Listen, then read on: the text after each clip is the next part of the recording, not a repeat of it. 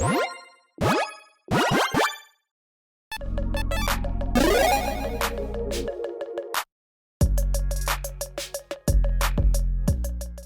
everyone, Mitch coming in for the Commander Score Studio. Welcome to the show. So on today's episode, I've got yet another exciting episode of Crushing Quarters for you, where I take you through some exciting cards that are, well, either 1 quarter, 2 quarters, 3 quarters, or 4 quarters, unexpected cards that are budget.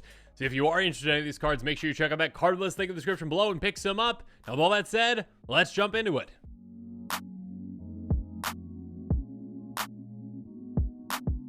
So let's start things off with our 1 quarter cards, and I cannot believe I'm saying this, but Generous Gift is just a quarter. Are you kidding me? Absolutely absurdly fantastic. Instant for 2 and a white. Destroy target permanent's controller gets a 3/3 green elephant creature token. Why is it green? No idea. But yeah, basically Beast Within in white, and yeah, Beast Within is one of the most played cards in Commander. One of the most played cards is also Generous Gift, an absurdly good card. Again, fantastic removal. You can destroy anything for 3 minutes and speed, and the trade-off is minimal. Absolutely minimal. Definitely well worth it for a quarter. I know when this card started off, it started off budget, but it was still like, if I remember correctly, like 70 cents or so. Crept its way over $1 very quickly, and then all of a sudden it was like a $2-3 card. Now with some reprints, finally back down in a big way. Pick it up now. Moving on, Archon of Sun's Grace. If you've got an Enchantress deck, you're gonna want to consider this, or like an Enchantress Blink deck even too. 3/4 Archon with Flying and Lifelink for 2 white. Pegasus creature tokens you control, Pegasus creatures you control of lifelink, not just creature tokens.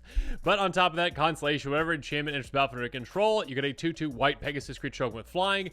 So basically, this itself is already a 3/4 flying lifelink. That's nice. More importantly, it can make you a massive army in absolutely no time in the right deck. And again, an army that can gain you a lot of life too. So again, if you've got an Enchantress style deck, make sure you're considering this card an absolute steal for just 25 cents. And finally, if you want to get weird, Awaken the Erstwhile. For a quarter, yeah, let's get weird for a quarter. Sorcery for 3, black. Each player discards all the cards in their hand and creates that many 2/2 black zombie creature tokens. This isn't, just, oh, you know what? Hey, everyone, we're losing our hands. No. You're giving everyone a gift, right? You're saying, you know what? We all lose our hands, but we get an army of zombies. Yay! They're probably not going to be too happy with you with that. This is the kind of card you probably should be using against the right playgroup. There's certain playgroups that don't like just completely losing their hands. They might get upset with you. Regardless, it's a very, very good card in certain decks. Again, you've got kind of like a denial deck out there. If you've got any kind of a deck that maybe is aristocrat style and you gain a lot of value out of maybe sacrificing those creatures that you're making to refill your hand, whereas your opponents aren't going to be so lucky, yeah, you can really shut opponents down with something like this. And again, currently just a quarter.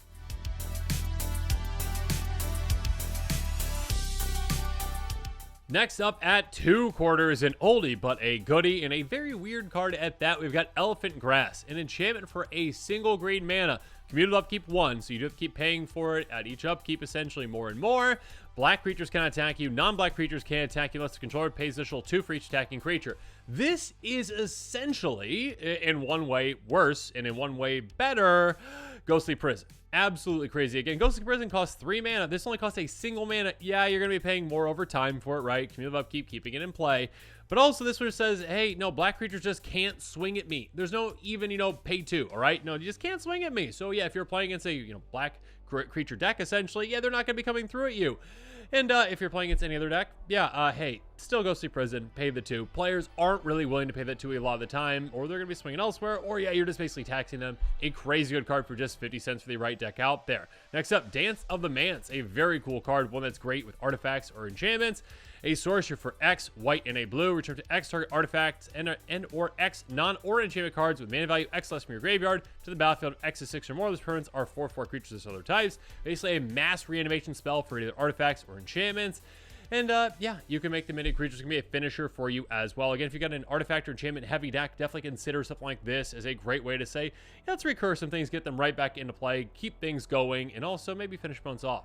Moving on, a very fun card for a 5-color deck out there, Maelstrom Nexus, enchantment for Wooburg, that's one of each color. The first spell you cast each turn has Cascade. Absolutely crazy value. And Cascade basically means reveal cards at the top of your library until you hit something smaller than what you just cast, converted mana cost wise. You can cast that for free. Non-land, I should say. Yes, an absolutely crazy good effect. One that is a lot of fun, very powerful, give you a lot of value. Yeah, great deal for just 50 cents.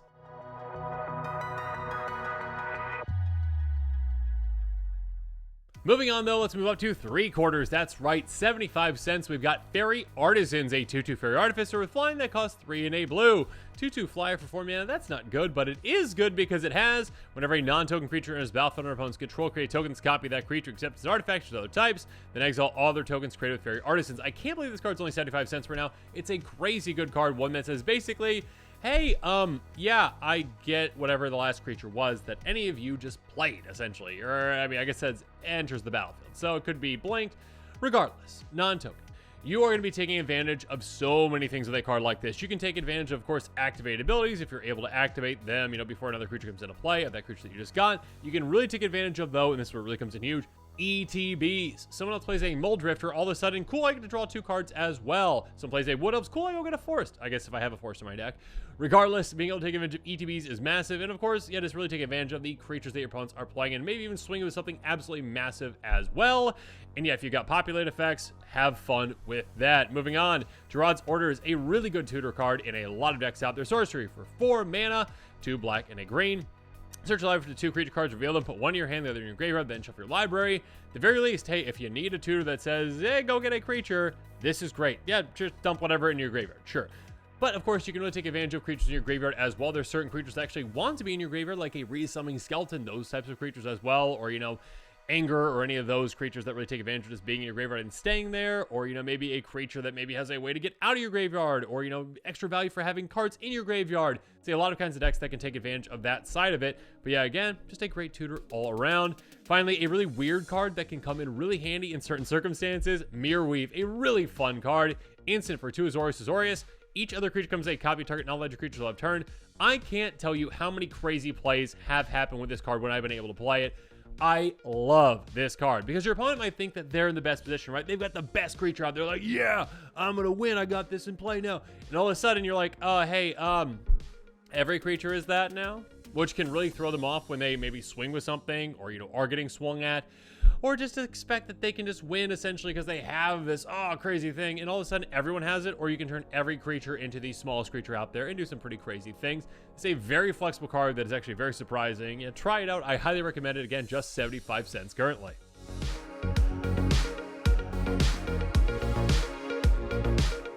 But now let's move on to 4/4, and at $1, we've got Galvanic Iteration.